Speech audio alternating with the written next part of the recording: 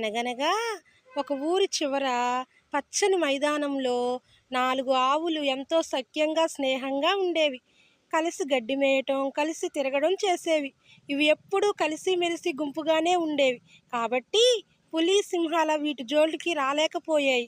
కొంతకాలానికి ఏదో విషయంలో వాటి మధ్య దెబ్బలాట జరిగి 4 ఆవులు 4 వైపులా విడివిడిగా గడ్డి మేయటానికి వెళ్ళాయి.